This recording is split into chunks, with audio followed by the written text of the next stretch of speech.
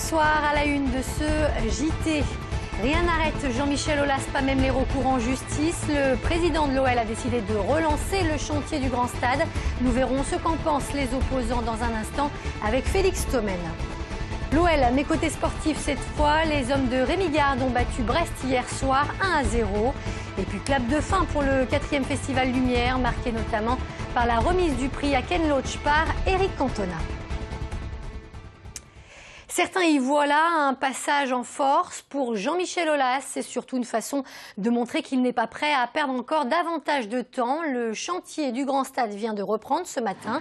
Les bulldozers sont même attendus dans les prochains jours. Objectif débuter les travaux de terrassement avant le début de l'hiver. Le chantier qui a déjà pris beaucoup de retard pourrait être achevé courant 2015. C'est 6 mois de plus que le calendrier initial.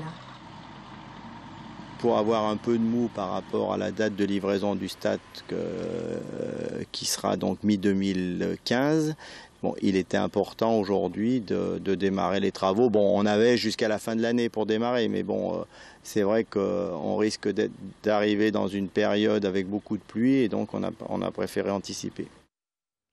Alors ce chantier qui reprend, on sans doute risque de faire grincer quelques dents du côté de Dessines, même si le dernier recours sur les expropriations a été rejeté. Les opposants au Grand Stade sont loin de s'avouer vaincus. Une nouvelle procédure doit être examinée en décembre. Pour en parler, on retrouve tout de suite et en direct Félix Thomen en compagnie d'Étienne Tête. Oui, bonsoir Leïla, je suis donc en compagnie d'Étienne Tête, l'avocat des opposants au Grand Stade. Bonsoir Étienne Tête. Alors, les travaux de terrassement ont commencé ce matin, ils devraient durer 5 mois. L'idée, selon l'OL, c'est bien sûr d'être dans les clous pour la livraison du Grand Stade. Le président de l'association Carton Rouge a parlé de coup de poker tenté par Jean-Michel Aulas. Est-ce que c'est aussi votre sentiment ? En tout cas, la communication est particulièrement erratique, puisqu'il annonçait un accord avec Vinci pour le début du mois. On est déjà à la fin du mois, il n'y a toujours pas d'accord.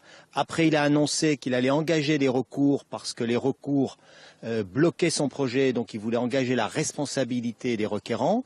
Aujourd'hui, il s'aperçoit que les recours ne l'empêchent pas de commencer et il commence au moins le terrassement.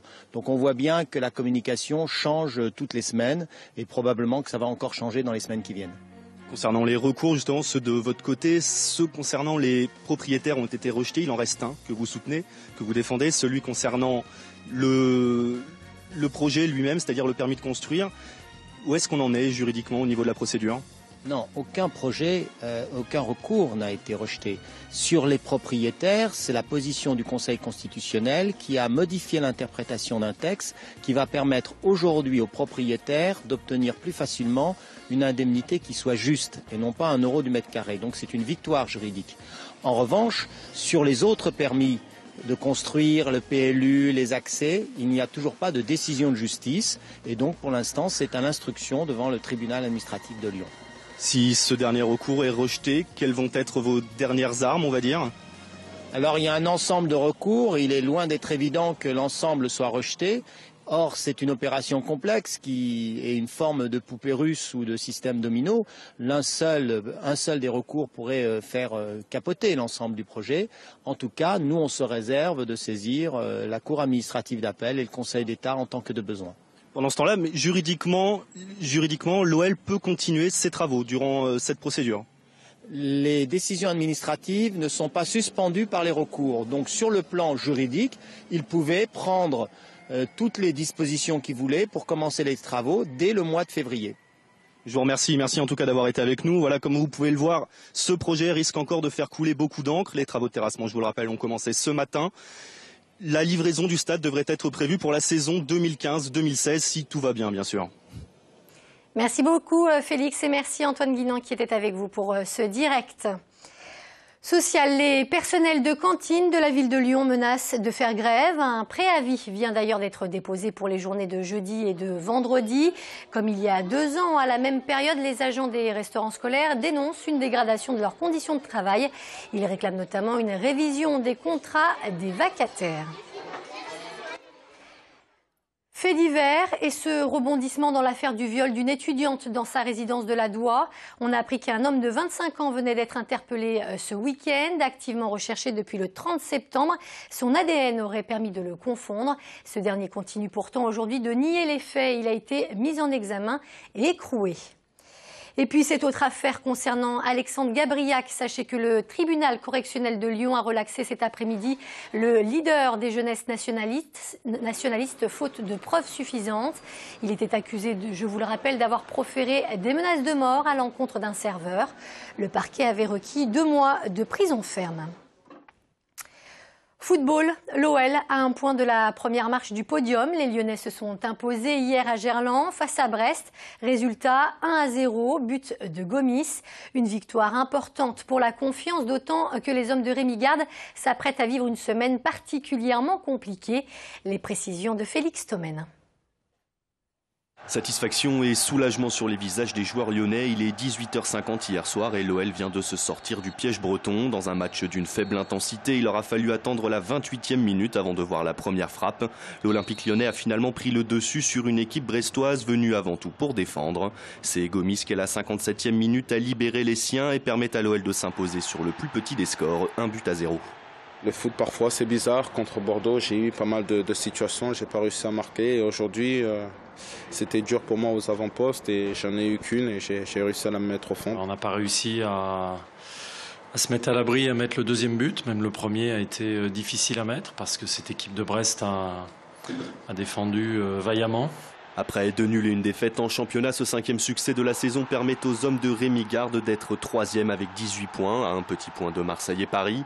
Surtout, Lyon entame de la meilleure des façons une série de 7 matchs en 22 jours jusqu'à la trêve hivernale de décembre. Jeudi soir, les Lyonnais recevront l'Athletic Bilbao à Gerland en Europa League.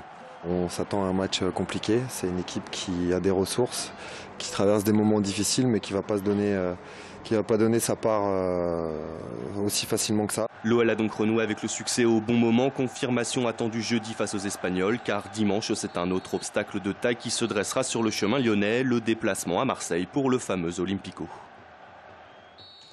Un mot sur cette opération organisée par Action contre la faim ce samedi place Louis Pradel. L'association a symboliquement reconstitué une scène de crime, une manière de sensibiliser le grand public au problème de la malnutrition, un fléau qui tue 10 000 personnes chaque jour dans le monde. Sur les 15 dernières années, la faim a légèrement reculé dans le monde. Par contre, on est plutôt pessimiste parce que du fait de l'envolée des prix agricoles, la tendance sur les derniers mois est plutôt négative.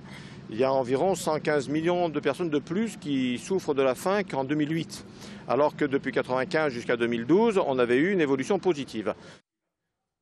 La porte du paradis en guise de dernière séance. Le Festival Lumière s'est terminé hier soir en présence d'Isabelle Huppert et de Michael Cimino.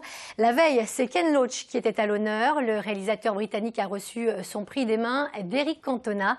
Bertrand Frachon et Eleanor Blackden nous font revivre cette cérémonie de clôture.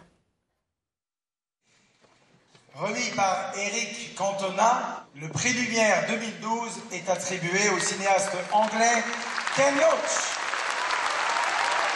Le 4e prix Lumière a donc été décerné samedi à Ken Loach pour l'ensemble de sa carrière. Un réalisateur engagé, aujourd'hui âgé de 76 ans, connu pour ses chroniques sociales. Parmi ses nombreux films, on peut citer My Name is Joe, London Freedom ou encore le dernier sorti, La part des anges. The prizes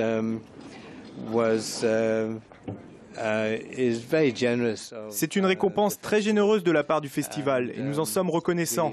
Les films sont l'œuvre de beaucoup de personnes, pas seulement du réalisateur. Les scénaristes, les acteurs, les caméramans, les monteurs, les stylistes, les producteurs, tout le monde. Donc le prix récompense tous ces films et j'ai eu beaucoup de chance de les réaliser. C'est très violent parfois, il n'y a pas de pathos, je suis d'accord, du tout. Et surtout, je pense que c'est quelqu'un qui dénonce des choses. Il y a une tradition documentaire en Angleterre à cause d'une politique volontaire, et ce qui a fait qu'effectivement un mec comme Ken Loach a pu apparaître, comme d'autres d'ailleurs. Il n'y a que en Angleterre que c'est arrivé. Le Festival Lumière s'est donc achevé dimanche à la Altony Garnier. Pour la 5e édition, l'an prochain, Thierry Frémaux est resté discret, mais on évoque déjà l'hypothèse de rendre hommage cette fois au cinéma asiatique. Et c'est la fin de ce JT. Merci de nous avoir suivis. Rendez-vous demain à midi et en direct pour un nouveau point sur l'information. En attendant, passez une excellente soirée sur TLM.